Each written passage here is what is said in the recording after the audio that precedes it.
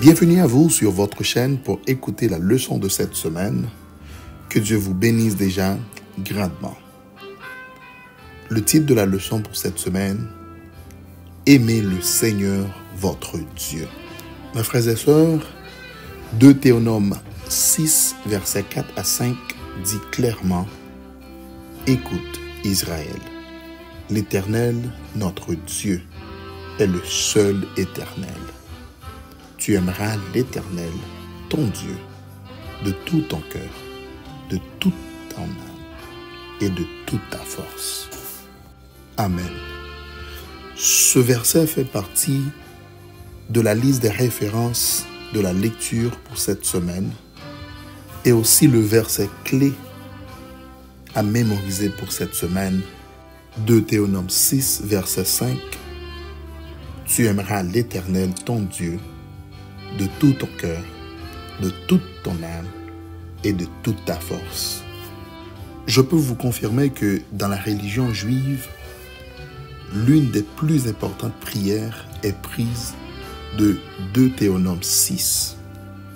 Elle est connue sous le nom de la Shema, basée sur le premier mot hébreu de la prière, venant de la racine Shama, qui signifie écouter ou même obéir.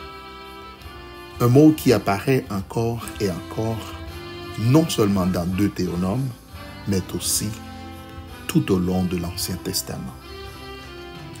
La première ligne de la Shema dit ceci.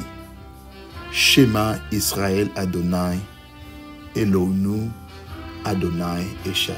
Cela signifie écoute Israël, l'Éternel notre Dieu est le seul éternel. Deutéronome 6, le verset 4. Plusieurs fois, quand les Juifs font cette prière, ils se couvrent les yeux. L'idée étant de ne rien laisser de les distraire du fait de penser à Dieu. Cette première ligne de la Shema est considérée comme une affirmation de la nature monothéiste d'Adonai Elohim, l'Éternel notre Dieu, et de la loyauté d'Israël envers lui seul et envers aucun autre Dieu. En effet, on pourrait dire que le dire ainsi, l'Éternel est notre Dieu. Et cette première ligne fait partie du premier discours que Moïse prononça aux enfants d'Israël lorsqu'il était sur le point d'entrer dans la terre promise. Ce qui suit cette ligne d'ouverture, cependant, est une puissante expression de la vérité qui reste aussi cruciale aujourd'hui qu'elle était à l'époque. Aimer Dieu, c'est la leçon pour dimanche de cette semaine et aussi l'un des principes de base, pour ne pas dire la règle principale d'être chrétien. Aimer Dieu. Après que Moïse ait rencontré aux enfants d'Israël dans leur histoire, il commença à leur donner des instructions sur ce qu'ils devaient faire afin de prendre la terre et de s'y épanouir. En effet, on pourrait dire que la majeure partie de Deutéronome portait essentiellement sur ceci, le Seigneur disant au peuple ce qu'il devait faire pour maintenir son obligation de l'alliance qu'il a gracieusement faite avec lui en accomplissant sa promesse à ses pères. Deutéronome 6 commençait ainsi. Voici les commandements, les lois et les ordonnances que l'Éternel votre Dieu a commandé de vous enseigner, afin que vous les mettiez en pratique dans le pays dont vous allez prendre possession. Afin que tu craignes l'Éternel ton Dieu en observant tous les jours de ta vie. 3. Ton fils et le fils de ton fils, toutes ces lois et tous ces commandements que je te prescris, et afin que tes jours soient prolongés. Deutéronome 6, versets 1 et 2. Je vous invite à lire Deutéronome 6, versets 4 et 5 et répondre à cette question par un commentaire. Quel commandement que le Seigneur Dieu donne-t-il aux enfants d'Israël dans le verset 5?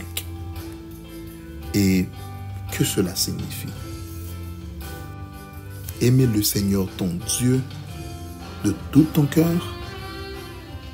Comme il est intéressant ici, au cœur de la loi, au cœur de tous les avertissements, lois et dispositions, le peuple soit appelé à aimer Dieu. Et non seulement l'aimer, mais aussi le faire de tout ton cœur, de toute ton âme et de toute ta force. Ce qui souligne la nature absolue de cet amour. Et maintenant, mes frères et sœurs, je vous invite à mettre en pratique le commandement que Dieu a donné au peuple d'Israël dans le verset 5 de Deutéronome 6. Aimer Dieu de tout notre cœur, de toute notre âme et de toute notre force. Que cela signifie pour nous? Cela signifie que notre amour pour lui doit être supérieur à notre amour pour tout et pour toute autre personne. Parce qu'il est le fondement de notre existence et de tout le reste.